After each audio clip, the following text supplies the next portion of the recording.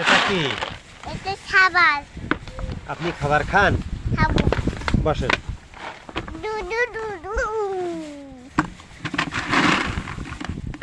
নেন নেন নেন, এখন বেশি না, এখন ভাত খাইতে হবে। ভাত হুম। ভাত খাইতে হবে না, ভাত খাবো।